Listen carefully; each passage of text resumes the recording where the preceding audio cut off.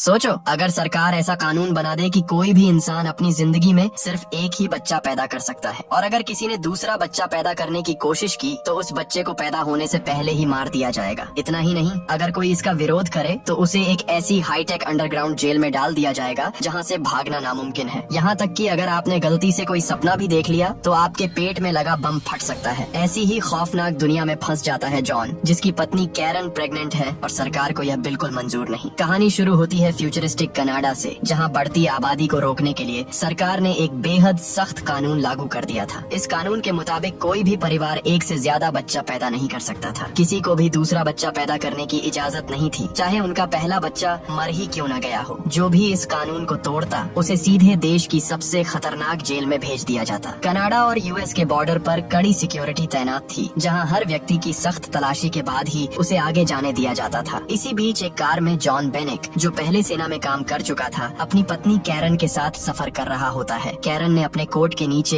एक magnetic waste पहन रखी होती है। असल में वह प्रेग्नेंट है और यहाँ से दूर जाकर अपने दूसरे बच्चे को जन्म देना चाहती है। इस वेस्ट की मदद से चेकिंग के दौरान उसकी असलियत सामने नहीं आएगी। जब फौजी उनके सामान की तलाशी ले रहे होते हैं, तभी एक लड़की को प्रेग्नेंट होने की वजह से अरेस्ट कर लिया जाता है, जिससे कैरन और भी ज्यादा डर जाती है। लेकिन उसकी पहनी हुई मैग्नेटिक वेस्ट उसे बचा लेती है। उनके बाहर निकलते ही एक फौजी की नजर उस मैग्नेटिक वेस्ट पर पड़ जाती है और कई सिपाही उन्हें पकड़ने के लिए उनके पीछे दौड़ने लगते हैं। जॉन अपने बच्चे और पत्नी को बचाने के लिए कैरन से वहाँ से भाग जाने को कहता है, जबकि वह खुद वहीं रुककर सैनिकों को रोकने का फैसला करता है। इसके बाद जॉन को बंदी बनाकर बाकी कैदियों के साथ एक जेल में ले जाया जा रहा होता है, जिसका नाम है फोर्ट्रेस। ये देश की सबसे हाई टेक्नोलॉजी वाली जेल है, जिसे एक सुनसान रेगिस्तान के बीचों बीच बनाया गया था। वहाँ से किसी का भी बचकर निकलना लगभग नामुमकिन था। जब कैदी अंदर पहुँचते हैं तो गार्ड्स उन्हें पूरी तरह नंगा करके उनकी सख्त तलाशी लेते हैं। इसके बाद सभी कैदियों को एक कमरे में ले जाकर उनके पेट में एक हाईटेक ट्रैकर डाल दिया जाता है। अगर कोई भी कैदी जेल के नियमों को तोड़ेगा तो यह सिस्टम एक्टिवेट होकर उसका पेट फाड़ देगा। डायरेक्टर को सबको चेतावनी देते हुए कहता है कि अगर कोई भी कैदी येलो लाइन से बाहर जाएगा तो उसके पेट में तेज दर्द शुरू हो जाएगा और रेड लाइन को पार करते ही उस कैदी की तुरंत मौत हो जाएगी। एक कैदी घबराकर गलती से येलो लाइन के पार चला गया और अचानक पेट में तेज दर्द की वजह से जमीन पर गिर पड़ा। उसे कुछ समझ नहीं आ रहा था। घबराहट में उसने गलती से रेड लाइन भी पार कर दी। उसी पल उसका पेट तेजी से फूलने लगा और कुछ ही पलों में जोरदार धमाके के साथ फट गया। इसके बाद सभी कैदी लिफ्ट के जरिए अंडरग्राउंड जेल में पहुंचे, जो धरती के करीब 30 फ्लोर नीचे बनी हुई थी। जॉन को नीनो नाम के कैदी के साथ Z10 नाम का रोबोट एक ही सेल में डाला गया। कैदियों को बाहर जाने से रोकने के लिए सभी सेल्स के बाहर लेजर बीम्स लगाई गई थी। जॉन वहाँ डीडे और अब्राहम से मिला। रात को सोने से पहले अब्राहम ने जॉन को चेतावनी दी कि गलती से भी कोई सपना न देखे। सबके सो जाने के बाद जेड वहाँ चेकिंग के लिए आया। वह जॉन का दिमाग स्कैन करके उसके सपनों तक पहुँच गया। जॉन अपने सपने में अपनी पत्नी कैरन को देख रहा था। अपने मॉनिटरिंग रूम से पो ने भी जॉन का सपना देख लिया और उसकी नजर कैरन पर टिक गई। क्योंकि वहाँ किसी को सपना देखने तक की इजाजत नहीं थी, इसलिए पो ने जॉन का सिक्योरिटी डिवाइस एक्टिवेट कर दिया और पेट में तेज दर्द की वजह से वह अचानक नींद से उठ खड़ा हुआ। अगले दिन मजदूरी करते समय मेडॉक्स नाम का एक कैदी, जो आदमी से प्यार करने वाला टाइप था, नीनो का गलत फायदा उठाने की कोशिश करता है। जॉन तुरंत उसे बचाने पहुंच जाता है, लेकिन जेड ने तीनों के पेट में डिवाइस एक्टिवेट करके उनकी लड़ाई रोक दी। इसके बाद तीनों को एक छोटे से लेजर सेल में बंद करके पूछा गया कि आखिर शुरुआत किसने की थी। नीनो मेडॉक्स से बहुत डरता था, इसलिए चुप रहा। अपने दोस्त को बचाने के लिए जॉन ने लड़ाई का इल्जाम अपने सिर ले लिया। इसके बाद जॉन को पो के ऑफिस में ले जाया जाता है, जहाँ वह कैरन को नहाते हुए देख रहा होता है। तभी पता चलता है कि कैरन को भी पकड़कर इसी जेल में डाल दिया गया था। पो जॉन और कैरन को बेरहमी से टॉर्चर करना शुरू कर देता है और दोनों दर्द से तड़पने लगते हैं। बाद में अब्राहम जॉन को बताता है कि फ्लोर ए और बी में सभी औरतों को रखा गया है और कैरन भी वहीं होगी। उधर कैरन जेल में दूसरी प्रेग्नेंट लड़की के साथ होती है। जैसे ही उसे पेट में दर्द होता है, गार्ड्स उसे जबरदस्ती पकड़कर वहाँ से ले जाते हैं। वहाँ मौजूद हर एक औरत प्रेग्नेंट होती है। ये सब देखकर कैरन को एहसास होता है कि नए जन्म लेने वाले बच्चों के साथ जरूर कुछ न कुछ गलत किया जा रहा है। उधर आदमियों की जेल में मेडॉक्स ने जॉन पर हमला कर दिया और दोनों के बीच जबरदस्त लड़ाई शुरू हो गई। कैरन अपने फ्लोर से जॉन को देखकर हैरान रह जाती है। मुकाबला बराबरी का चल रहा था, लेकिन अचानक जॉन ने मेडॉक्स को ऊंचाई से नीचे धकेल दिया। मेडॉक्स ने किसी तरह किनारे को पकड़कर अपनी जान बचा ली। पो ने अपने ऑफिस से जॉन को आदेश दिया कि वह मेडॉक्स को खत्म कर दे, लेकिन जॉन ने उसकी बात मानने से इनकार कर दिया और मेडॉक्स की जान बचा ली। गुस्से में पो ने मेडॉक्स के पेट में लगे डिवाइस को एक्टिवेट कर दिया, जिससे उसका पेट जोर जोरदार धमाके के साथ फट गया। इससे पहले कि गार्ड्स उसे पकड़कर ले जाते, जॉन ने बड़ी चालाकी से मेडॉक्स का सिक्योरिटी डिवाइस नीनो को दे दिया। इसके बाद कैरन को एक कमरे में लाया गया जहां जॉन एक बहुत बड़ी गोल मशीन पर बंधा हुआ था। इस कमरे का नाम माइंड वाइप चेम्बर है। पो ने कैरन को जॉन को समझाने के लिए वहां भेजा था, लेकिन कुछ ही देर बाद गार्ड्स उसे खींचकर बाहर ले गए। अब मशीन तेजी से घूमने लगी, जिससे जॉन के दिमाग में गड़बड़ी शुरू हो गई। ये पो का आदेश न मानने की सजा थी। जॉन के दिमाग में उसकी ट्रेनिंग के दिन और शादी की पुरानी यादें घूमने लगी। 3 दिन बाद पो ने कैरन को अपने ऑफिस में बुलाया। वह समझ नहीं पा रहा था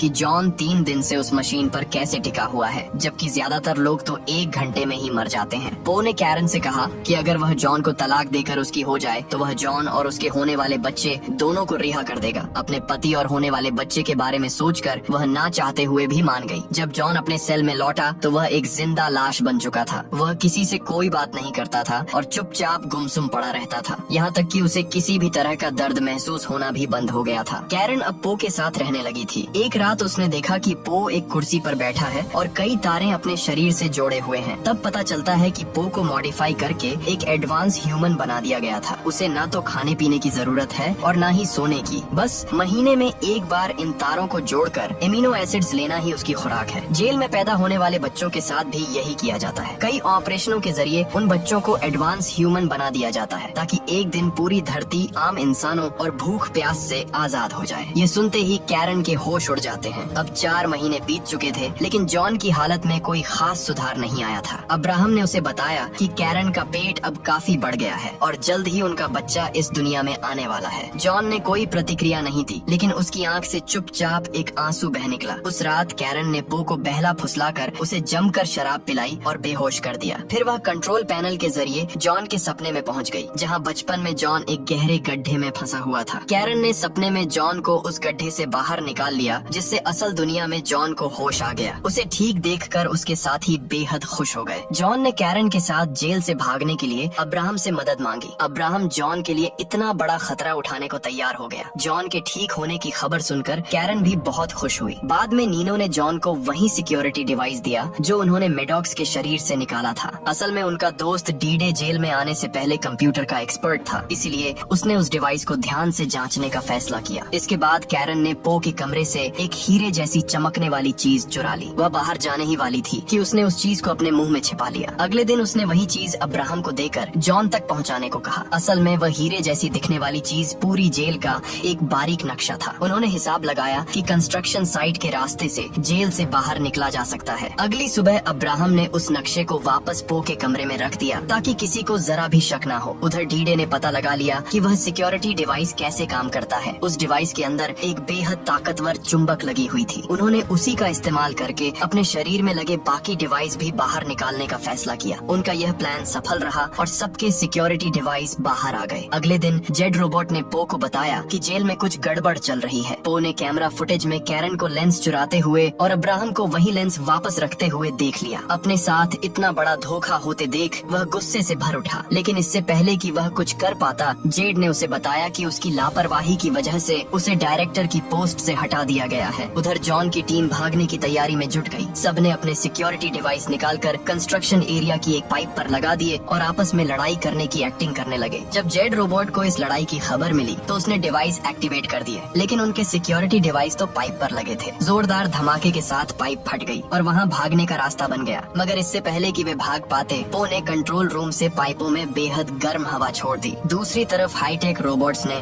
कैदियों पर गोलियां बरसानी शुरू कर दी। अब वे लोग उसी पाइप में फंस चुके थे। स्टिक्स नाम का एक कैदी घबराकर वापस जेल की तरफ भागने लगा, लेकिन रोबोट्स ने उसे गोलियों से छलनी कर दिया। दूसरी ओर अब्राहम जेल में कैरन को लेने पहुंचा, लेकिन उसी समय पो वहां आ गया। उसने अब्राहम को मार डाला और गार्ड्स कैरन को खींच कर ले गए ताकि उसके बच्चे को भी एडवांस ह्यूमन बनाया जा सके। उधर जॉन की टीम एक रोबोट को गिराने में कामयाब हो गई। तभी उन्हें पता चला कि वह कोई मशीन नहीं बल्कि एडवांस ह्यूमन था। जॉन ने उसकी बंदूक उठाई और बाकी सबका सामना करते हुए वापस जेल तक पहुंच गया। आखिरकार सब एक लिफ्ट में चढ़कर ऊपर जाने लगे। उन्होंने पो के केबिन में घुसकर कैरन को ढूंढा। तभी जॉन की नजर स्क्रीन पर पड़ी, जहां डॉक्टर उसके और कैरन के बच्चे को जबरदस्ती बाहर निकालने की कोशिश कर रहे थे। जॉन ने पो को धमकाते हुए कहा कि ऑपरेशन तुरंत रुकवाए, लेकिन पो अब डायरेक्टर ही नहीं था, इसलिए उसकी कोई नहीं सुनने वाला था। तभी एक रोबोट ने उन्हें पहचान लिया और उन पर हमला कर दिया, मगर उसी समय सभी कैदी हट गए और गोली सीधे पो को लग गई। पो के मरते ही डीडे ने कंट्रोल पैनल से डॉक्टरों को रोकने की कोशिश की, लेकिन इससे पहले कि वह सफल होता, एक सिपाही ने उसे गोली मार दी। जॉन ने अपने दोस्त की मौत का बदला लिया और डीडे ने अपनी बची हुई ताकत से पूरी जेल की बिजली ही बंद कर दी। बिजली जाते ही डॉक्टर रुक गए और सिक्योरिटी सिस्टम भी ठप हो गया, जिसका फायदा उठाकर बाकी सारे कैदी जेल से भाग निकले। अब वहाँ सिर्फ जॉन और नीनो रह गए थे। वे कैरन को बचाने पहुँचे और उसे डॉक्टरों से छुड़ाकर जेल के एक ट्रक में लेकर भाग गए। तीनों मैक्सिको के बॉर्डर तक पहुंचकर ही रुके। अब कैरन बच्चे को जन्म देने वाली थी, लेकिन तभी जेल का ट्रक अचानक अपने आप चलने लगा। पता चला कि ट्रक को अभी भी जेल से कंट्रोल किया जा रहा था। उसी दौरान ट्रक ने नीनो को कुचलकर मार डाला। जॉन उसका सामना करने बाहर निकल गया, जबकि कैरन झोपड़ी में दर्द से तड़प रही थी। जॉन ने ट्रक को जोरदार धमाके से उड़ा दिया, लेकिन बदकिस्मती से वह ट्रक झोपड़ी से जा टकराया और कैरन मलबे के नीचे फंस गई। जॉन घबराकर अपनी पत्नी को ढूंढने लगा, लेकिन सही समय पर कैरन वहाँ से निकल आई थी। वह बिल्कुल सुरक्षित थी और उसकी बाहों में एक प्यारा सा बच्चा था। आखिरकार जॉन और कैरन अपने बच्चे को बचाने में कामयाब